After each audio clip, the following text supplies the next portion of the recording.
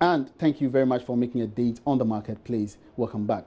Now, Ghana's ambassador to the United States, Dr. Balfour J. Beria, is advising foreign investors not to be entirely swayed away from the interest rates by the U.S. Federal Reserve to turn away from investing in Ghana's bonds on the international market.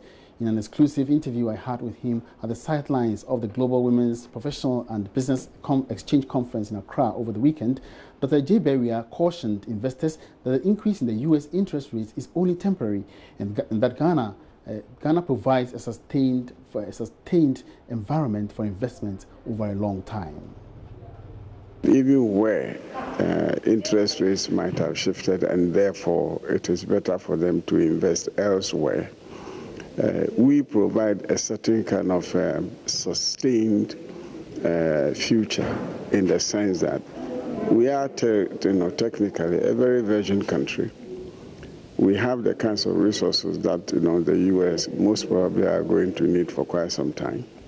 And then also, for the kind of population we have, and considering the fact that we sit more or less in the middle of the ECOWAS sub-region with a large population, it is still more profitable to invest with us over time than it is to take the temporary advantage that the shift in the interest rates do come with.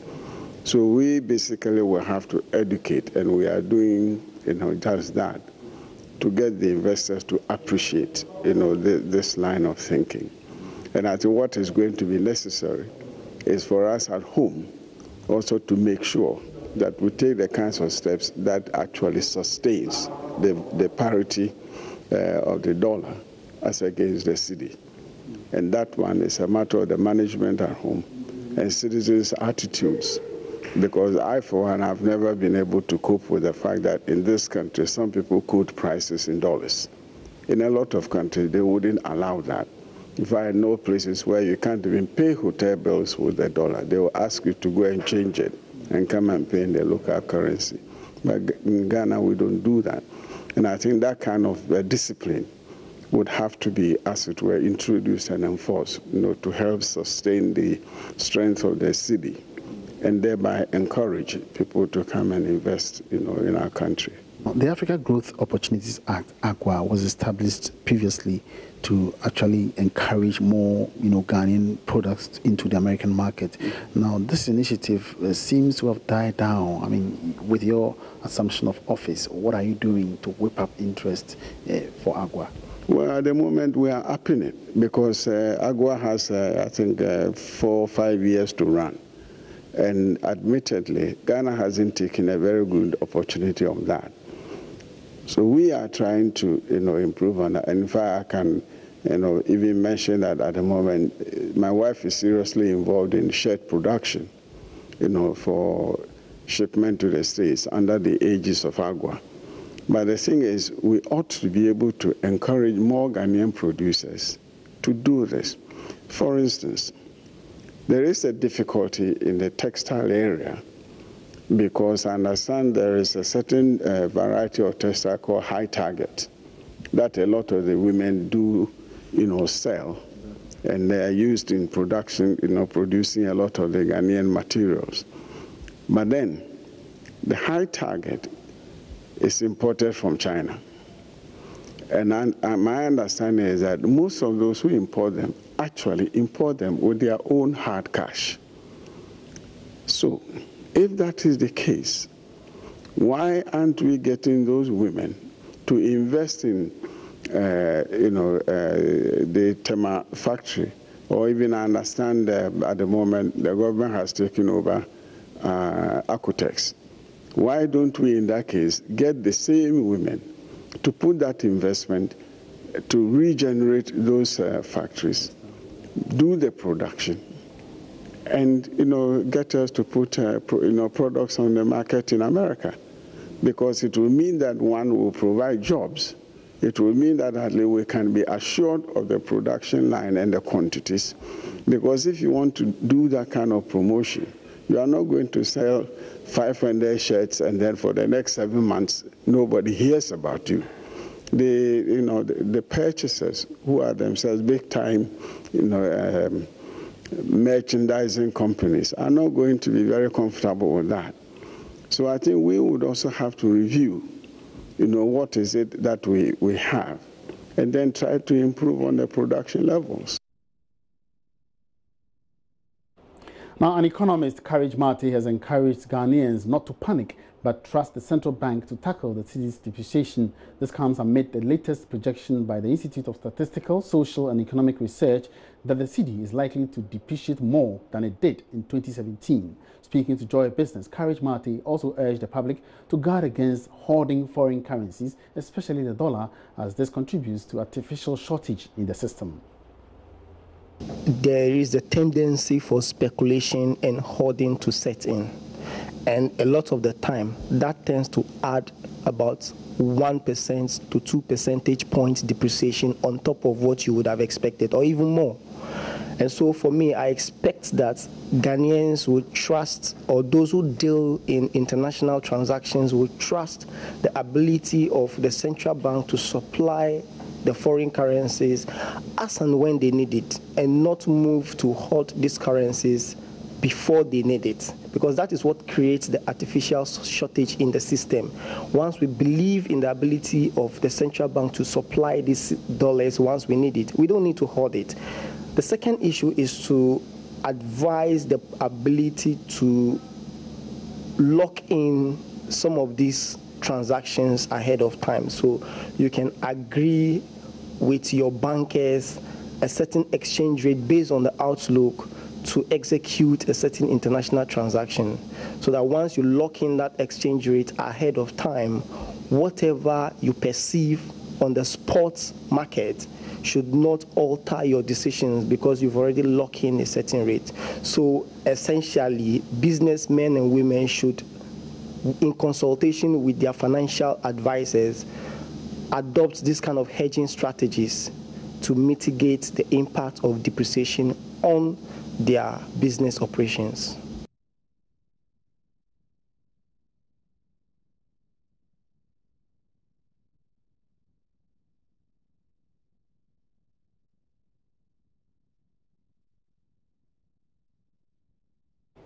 It's live on the marketplace. Now, ahead of the 2019 budget presentation, Finance Minister approached policy think tank IMANI Africa to make some inputs into the upcoming presentation. Now, IMANI believes analyzing government's budget will enhance accountability in the spending of taxpayers' money and will lead to democratic and development outcomes in the country. So some key sectors came under scrutiny, with key inputs in areas including industry, 1D1F, revenue mobilization, expenditure management, debt, employment, and so on. What actually is IMANI's observation on the economy and the way forward? Joining me now via Skype is a representative of IMANI, Patrick Stephenson, for some more analysis. Patrick, you're welcome to the marketplace. Thank you for having me, Emmanuel. All right, so what exactly did you scrutinize under these key sectors? Let's start with industry first. And what do you expect in the coming budget? Well, so we touched on a couple of things. As you know, for us at IMANI, I mean, the budget of government has always been something that we consider a very serious, policy tool for directing the activities of individuals, private businesses, etc. And our review of the economy for the year 2018 and what should inform our government strategy for 2019 for industry, for instance, should be, we note that, there were certain exogenous shocks that exposed our own, domestic policies for supporting industry, for instance. If you recall, in the 2017 and 2018 budgets for this particular government, there was a consistent attempt made at providing certain reliefs for the private sector. We had some taxes that were removed to support, the activities. You had government who also went on this one district, one factory spree. As we speak, we don't seem to have seen, the sufficient gains that are coming from these sectors, from this particular sector of the economy. And so you have a case where the investments that have been made, for instance, in 1D1 have not trickled in, and we do recognize that it will take some time for these investments to trickle in. But at least for industry, what you want to see is some semblances of relative stability for the things they work with. in terms of prices, which we have seen moderate downwards. Our encouragement for government is that the activities that are being undertaken to ensure that it continues to moderate downwards are still continued. You've seen some difficulty around, the ability of the government to hold down, the foreign exchange in terms of the value of the city. And that is a major worry, because most of the businesses we have in this country have to import either inputs or materials that they work with. And so that's a huge challenge that the government has got to deal with. I want to see clarity on those strategies in the 2019 budget that is coming up. Again, for industry, you have a bit of deficit in terms of power infrastructure that will provide sustainable power for industry. That is also something that we note. And we do acknowledge, things like the ESLA bonds that have been issued and some other reforms that we've seen in the power sector. However, these are not sufficient to ensure that we have a stable supply of power, over time to support industry. As you speak today, there's some excess capacity, and we hope that at least that provides some comfort for government to try to stimulate the required demand. I know some who have argued that if we power up Morocco, for instance, we'll be able to create sufficient power that will support industrial activity. And so these are some of the things that have been touched on in terms of supporting the industrial strategy of government. Again, providing sufficient opportunities in terms of local content development. What we have seen, local content is at the heart of the industrial capabilities and capacities of the economy in Ghana as we speak today.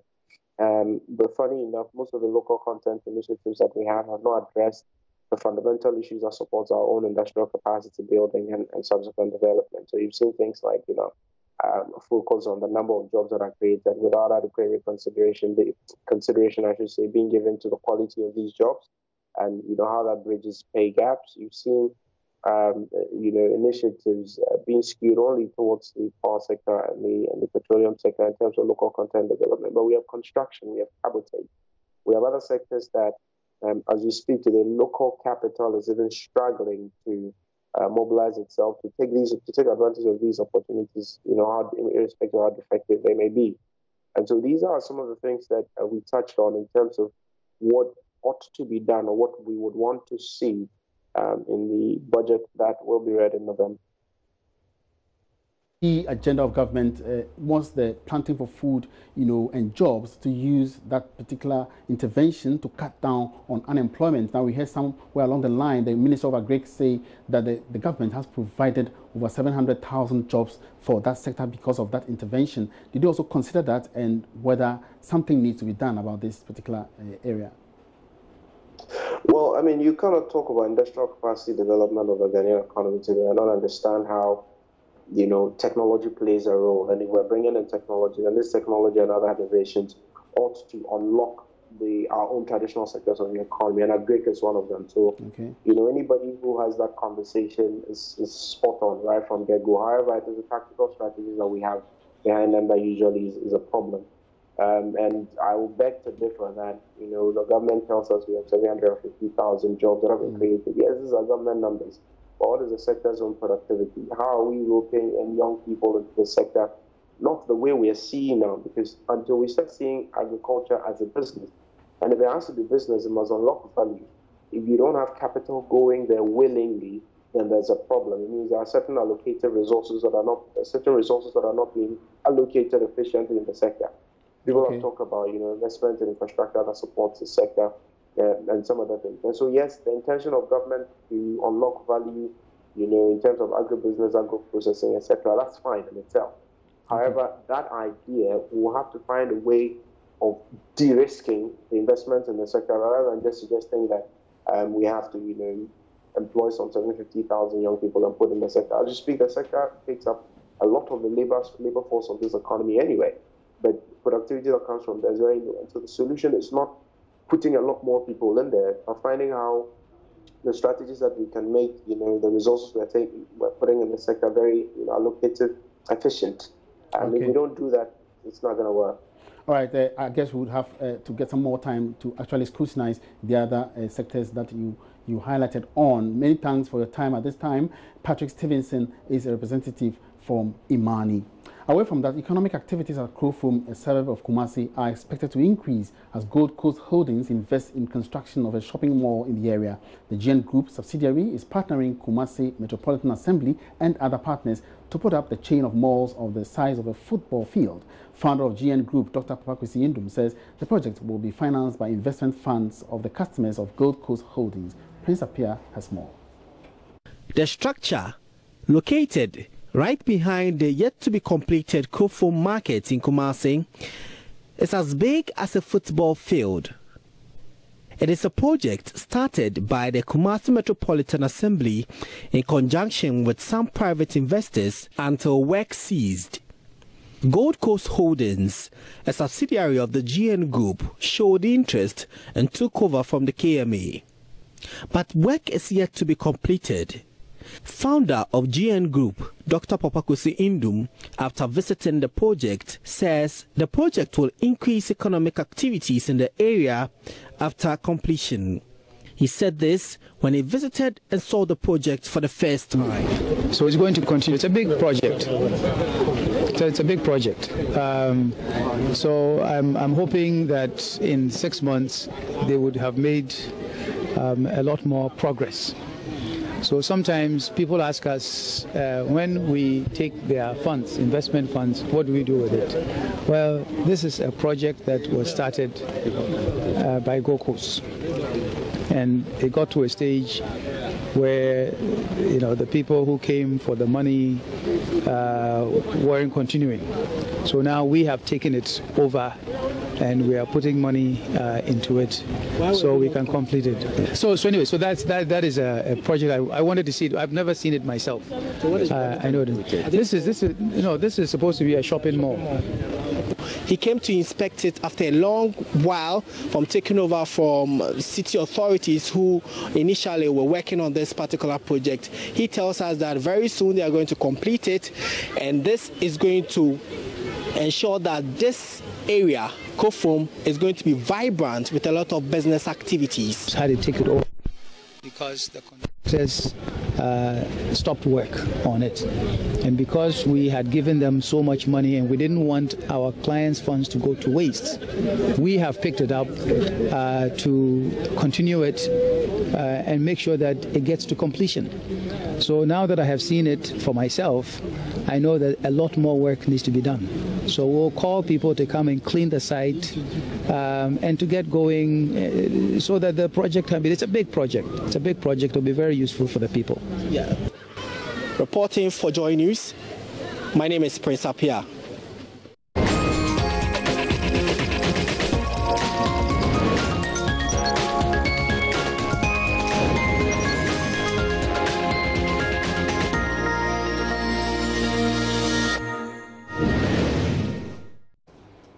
It's live on the marketplace. Now, last week, the local branch of the Ghana Mine Workers Union agitated for the president to sack the managing director of the Precious Minerals Marketing Company immediately.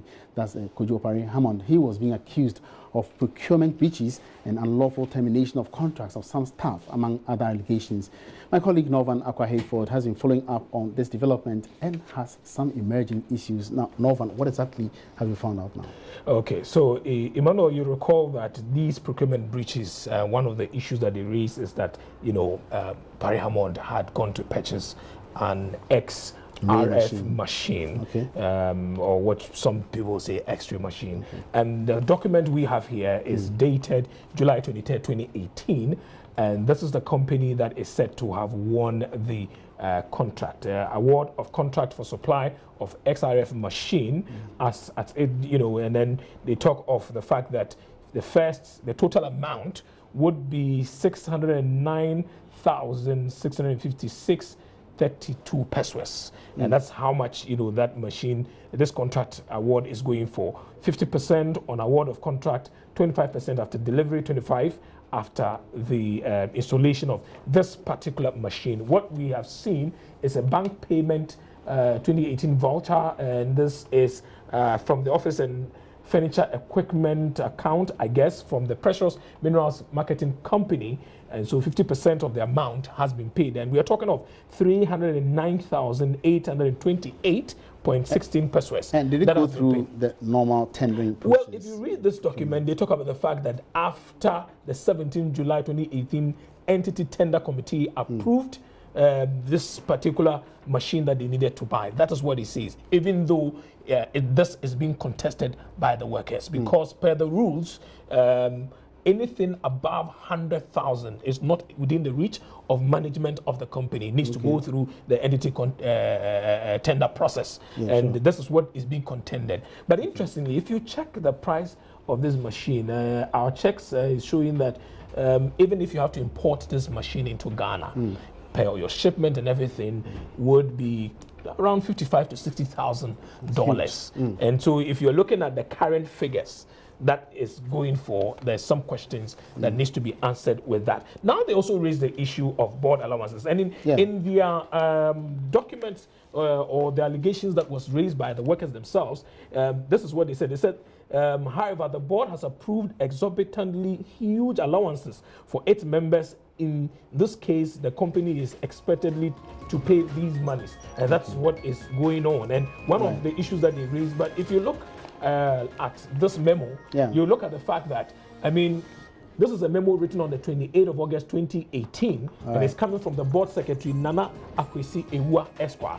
Now, certain allowance 3,000, transportation 2,000, monthly fees 3,000. Okay, so I guess we would have more time on Business Live to explore these issues because they're very, very sensitive, and that's how far time will provide us on the marketplace. But certainly, tune in on Business Live later in the day for more on this particular issue.